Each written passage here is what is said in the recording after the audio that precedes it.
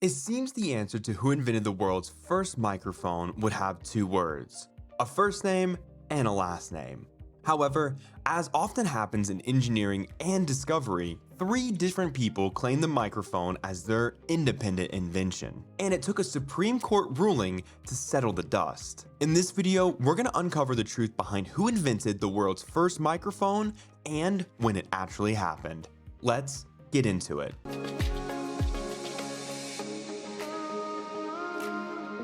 Emil Berliner filed an 1877 carbon microphone patent. However, England's David Edward Hughes and fellow American Thomas Edison also invented the carbon microphone around the same time. But since Thomas Edison also filed for a patent, the two men fought a 15-year legal battle for patent ownership.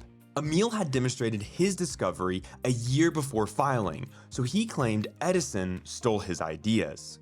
While Edison and Emil battled it out in the US, Edison believed that a friend of David Edward Hughes stole his work and passed it along.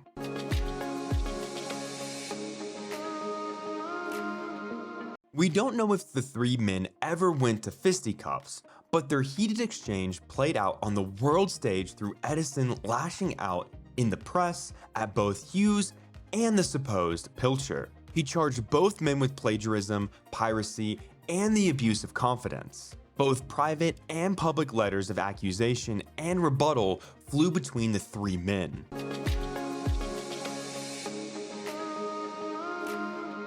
Back in the US, the Supreme Court finally made an 1892 ruling that the invention of the carbon microphone belonged to Thomas Edison. Emil Berliner, however, went to his grave in 1929, still believing that Edison stole his invention. So the true inventor may never be known entirely. But it seems safe to say that the plethora of discoveries during that time changed the world as people knew it. Let's look at a quick timeline of the microphone's first iterations.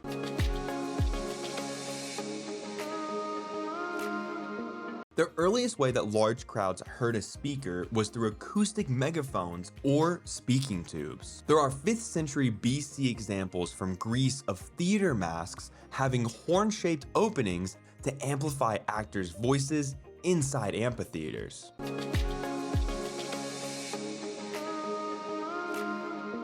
Much later in 1665, Robert Hooke discovered that you should stretch wire between two cups to speak to another person. With its nickname the lover's telephone, this simple device still delights children today.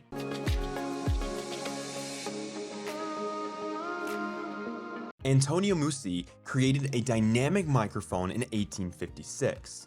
He did it by moving a wire coil to varying depths within a magnetic field to generate electricity.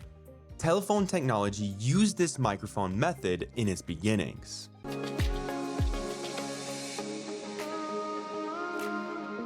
Alexander Graham Bell and Elijah Gray built on Reese development and created a liquid transmitter in 1876. They attached a diaphragm to a conductive rod within an acid solution, thus the liquid transmitter. The sound quality was poor, but each successive development got the investors closer to a good product.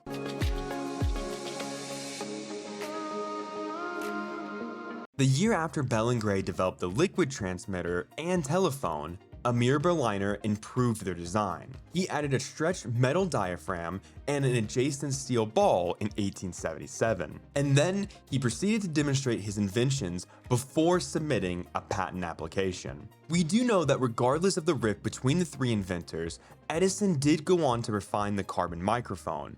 In 1886, he developed a carbon button transmitter style of microphone. This was used for a radio broadcast in 1910 from New York's Metropolitan Opera House. No matter who actually invented the world's first microphone, the work of Emil, Edison, and Hughes paved the way for today's increasing technology. So in this battle of three outstanding inventors, we end by lifting our hats in gratitude for each of their contributions to science. We hope you enjoyed this video and learned a little bit more about the creation of the microphone. Don't forget to like and subscribe so you never miss another great video just like this one. Don't forget to visit historycomputer.com to learn more. Thanks for watching.